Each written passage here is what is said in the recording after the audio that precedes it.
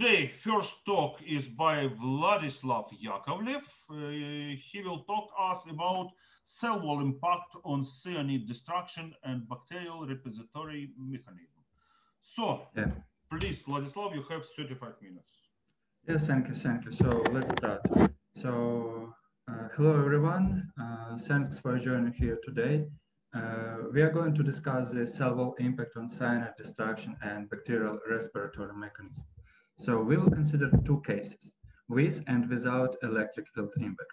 So first of all, a simple question. What is the electric field impact on bacteria?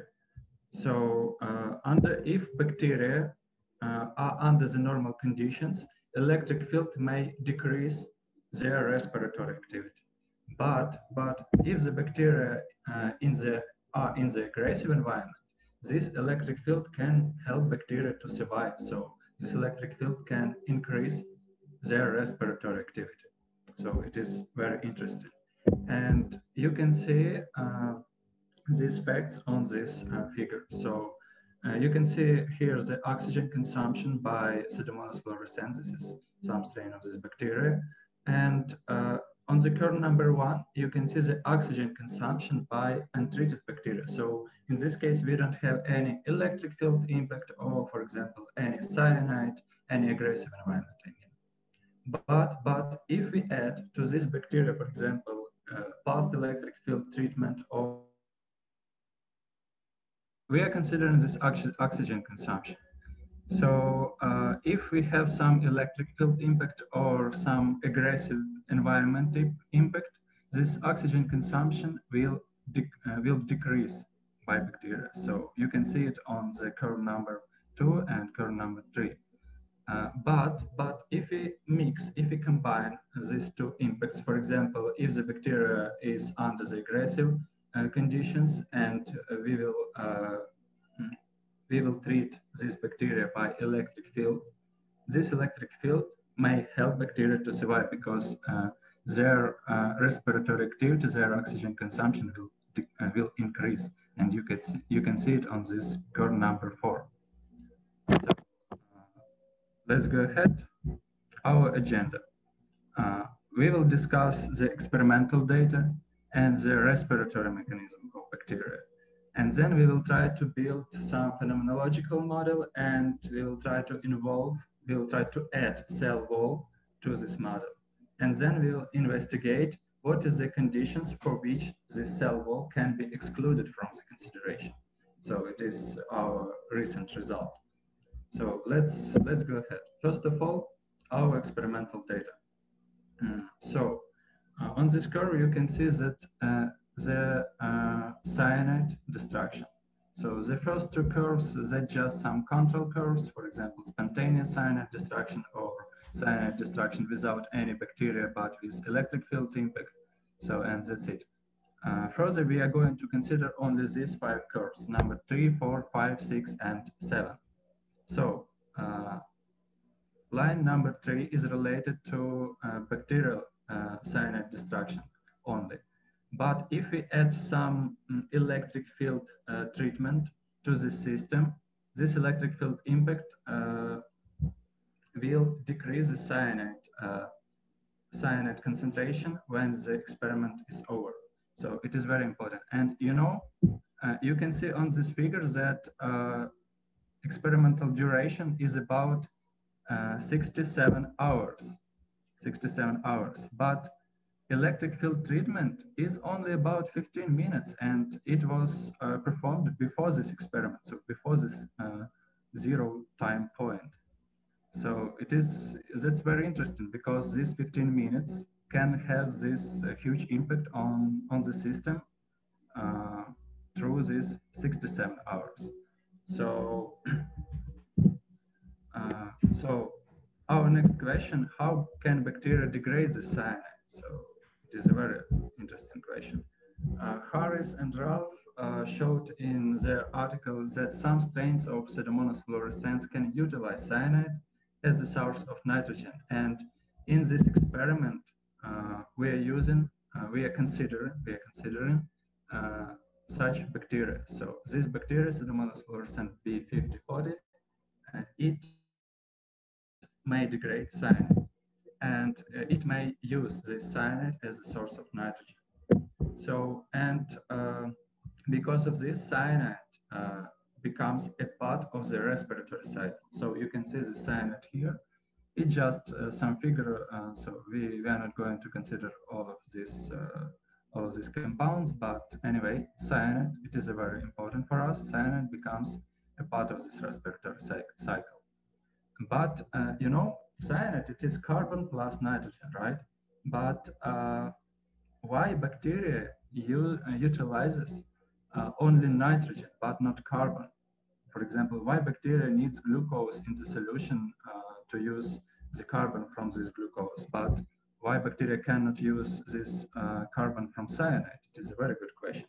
And it was showed in another article that cyanide can be used only as nitrogen source, not carbon source, because theoretical concentration of cyanide will be too high for any bacteria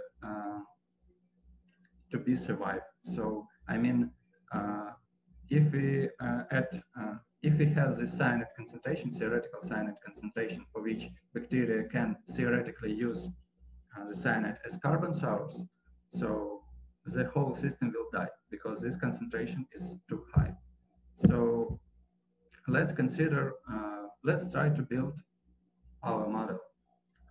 On this stage, we are considering only two variables: cyanide concentration and number of active respiratory centers that can degrade the cyanide. So after the normalization, we can consider these two variables in these intervals, so from 0 till 1. And yeah, let's try to build step by step this model. So first of all, we know that cyanide deactivates respiratory centers, and we are considering this rate of deactivation as this formula. So gamma 0 and gamma 1, it's just they're just some constants, and of course this rate of respiratory centers deactivation is dependent on the cyanide concentration. So, and if we try to show some time dependency of these respiratory centers in the system, we will obtain this term in our equation. So it is the rate of respiratory centers deactivations times number of active respiratory centers. So I think it is obvious. So let's go ahead and you know, active respiratory centers can turn on inactive respiratory centers during the respiratory cycle. It is very important because active respiratory centers can activate inactive respiratory centers. So it is very simple. And we are considering, as analogy, we are considering this rate of respiratory activation using this formula. So G0 and G1, they're constants, and this rate of respiratory centers activation is dependent on number of respiratory centers. But we should, in our equation, we should multiply this rate of respiratory centers activation times number of inactive respiratory centers. Number of inactive respiratory centers, it is something like 1 minus active respiratory centers. So it is very simple. And if we summarize all of these terms, we will obtain this formula. So that's it for the first equation. And now we will try to consider this cyanide degradation. So as analogy, we can consider the rate of cyanide destruction and this alpha 0 plus alpha 1 times n. But in our system, we are considering that only active respiratory centers can degrade cyanide. That's why the first coefficient should be 0. So, and we obtained this formula. And let's summarize all of this. And here we have this phenomenological model, which was raised in Yakovljev and Kasitsky article. But we have some interesting question. Pseudomonas fluorescens is a gram-negative bacteria. And each gram-negative bacteria has cell wall and has periplasmic space. So we can consider this periplasmic space something like a buffer between respiratory centers, which are here in the inner membrane, and aggressive environment with cyanide. So this periplasmic space, it is something like a buffer. And the obvious approach, we can include this periplasmic space into our model, right? So how the molecules, I mean the cyanide, how the cyanide can appear in this periplasmic space and can appear near these respiratory centers in the inner membrane. So it can diffuse through these pores. It is something like a pores in the outer membrane. So according to this simple model, we added one more equation, and we also added one additional term to the second equation. And the very important difference between the previous model and between the cell wall model is related to this C definition. I mean, before C, it was cyanide concentration in the environment, I mean, in our solution. But currently, it is a cyanide concentration in the periplasmic space. So here is this periplasmic space. And Ca, it is now as cyanide concentration in the solution in the environment. So, and after that, we decided to consider this model to obtain some, for example, approximate analytical solution. So, and actually we obtained it for the case when we don't have any electric field impact. So you can see this formula. But, so the first question after we obtained this formula was, how can we include, this formula is related to the case when we don't have any electric field impact, but how can we include electric field impact into this formula? And we decided to use this T0 parameter. Before it was something like T0, yeah, one second please. This T0, it's not something like initial time or something like that. It is some parameter. So it should not be equal to 0. So, and we decided to consider this electric field impact in this T0 parameter. And we obtained this formula. This B parameter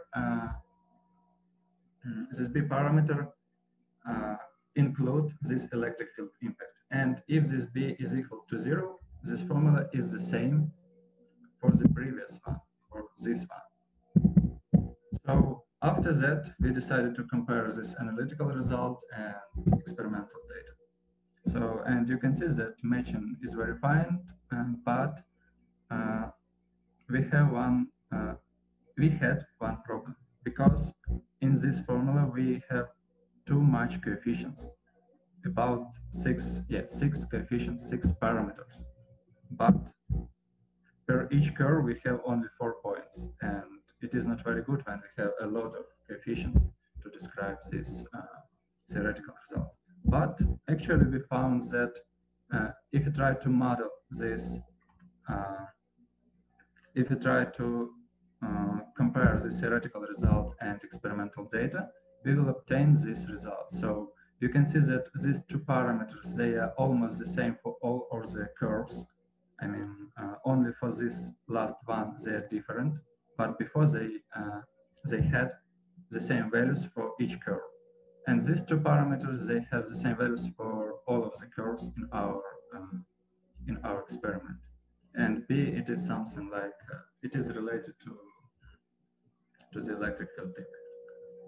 So after that, we built some figures, and this is the first one, dependency, B parameter dependency on voltage.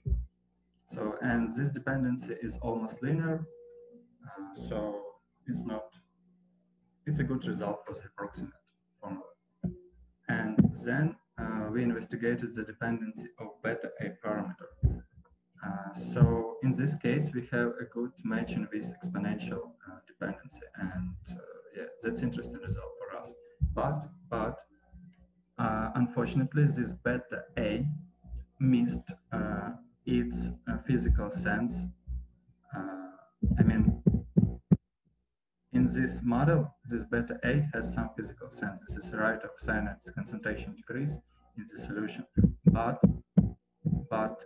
in this approximate formula, this beta A missed its physical sense, because we investigated the model of differential equations mathematically, and we found that minimum value of beta A is equal to 0.015. But this beta A value is less, values are less than this value, because you can see this 10 to the power of 4. So that's why all of these values are less than this minimum theoretical value. And that's why we can say that, okay, this beta A, it is just some parameter in the approximate solution, and that's it. So it was approximate solution, but then we decided to investigate what is the cell wall impact. And we found that in our case, during the modeling, we found some critical value of this beta A parameter. And it is something like 2 times r to the power of -1. And if beta A is more than this value, this cyanide concentration in the periplasmic space is almost equal to cyanide concentration in the environment. So if we will estimate our beta A value for our experiment, for our model, for our case, we can say what is the cell wall impact, because if this value will be more than this critical value, I mean, if the beta A value will be more than this 2, we can exclude cell wall from our consideration. So it is a principle. It is a very important result for us, for our consideration. And we decided to estimate this beta A value, right? So we have this simple formula for beta A. It is just average volume of the solution per 1 bacteria. This S, it is a cross-section area of all of the porins in the outer membrane in the cell wall. And this V perpendicular, it is some average cyanide velocity, which is perpendicular to the surface of the porin. So to estimate this beta A value, we should estimate all of this, each of these terms, each of these parameters. So let's go ahead and we estimated this velocity, and this formula is very simple. So we obtain this value, and now we can go ahead. So volume estimation. We estimated number of bacteria in our solution, in our experiment, and after that it was very simple to estimate the average volume of the solution per 1 bacteria. It is a very, very low value, but it's obvious that it should be very low. And the most difficult thing is to estimate this cross-section area. So first of all, we decided to consider it something like a number of porins times porin effective area. So it's very simple. But for our consideration, we need to know what is the number of porins in our bacteria. And we found this information in this article, Benz Roland. And actually it is about 10 to the power of 12 per square centimeter. So we have 10 to the power of 12 porins per square centimeter. So to investigate what is the number of porins in our bacteria, we should use this value, and we should multiply this value by bacterium surface in our case. So to estimate this bacterium surface, it is very simple to estimate this bacterium surface, because Pseudomonas fluorescens, it is a rod-shaped bacteria, so we can consider it something like a cylinder plus 2 semispheres. So it is very simple, and we can obtain this simple formula, and we can find this surface, right? So after that, we need to find only this pollen effective area. So now we know this number of pollens for one bacteria, and now we need to find this pollen effective area. And the most obvious things, we need to find the area of the circle. It will be full cross-section area of pollen, and this pollen radius, it may change from 0.55 nanometers till 1.1 nanometers. So this information we also found in this article. But it is just full cross-section area. But we need to find some effective area, and we found this formula. It is empirical formula to estimate the pollen effective area, and this formula is dependent on radius of our cyanide, and R, it is a pollen radius, and A, it is a radius of our cyanide. So we need to estimate the value of this radius, and after that we can find this pollen effective area, right? So let's go ahead. This is a structure formula of our cyanide, so we can exclude this sodium from our consideration, and we can consider only this part. So to estimate the radius of this part of the cyanide, we decided to select these two radiuses: radius of bond between argentum and carbon, and plus radius of bond between carbon and nitrogen. So now we should find these two radiuses, and then we can use it to estimate beta A value. So let's go ahead. To estimate these radiuses, we utilized Stevenson-Shoemaker equation. It is very simple, and it is also empirical from chemistry.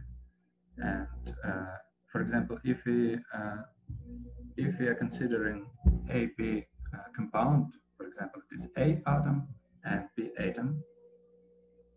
So the radius of this compound approximately will be equal to this radius, covalent radius of A atom plus covalent radius of B atom, and minus this term. And this He A and He B, it is the pollen electronegativity of these atoms respectively. So all of these values we can find, and yeah, it is very important thing that in this formula we should consider the dimension of all of these radiuses as Angstrom.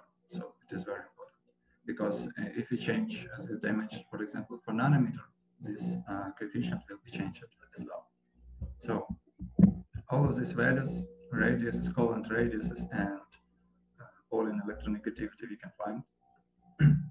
We can found it, and after that we estimated the radius of this cyanide, and to estimate our beta A value we selected the minimum value of pollen radius. It is 5.5 angstrom, and we found that this beta A value is much more than our critical value, so it is equal about 37,000 hours to the power of -1, and it is much more than this critical value.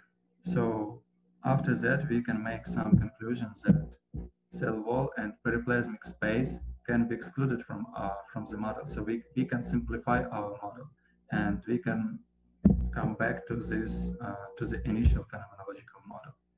So it was a very important result for us, because we added this cell wall to our consideration, because yeah, it was obvious, because we were considering this cell wall as something like a buffer. But now, according to this model, we found that we can exclude this cell wall. We found the conditions, and we estimated these conditions for our experiment. So we can exclude this cell wall from our consideration, and we can use only this model to investigate the experimental data and to investigate the electric field impact. So conclusions which I just talked to you. So we added cell wall to our model. Then we found some conditions for which the cell wall may be excluded. So we did not know whether we can exclude it from our consideration or not. But then we estimated all of these conditions for our experiment, and we found that we can exclude the cell wall from the model. So that's it. Thank you for your attention, and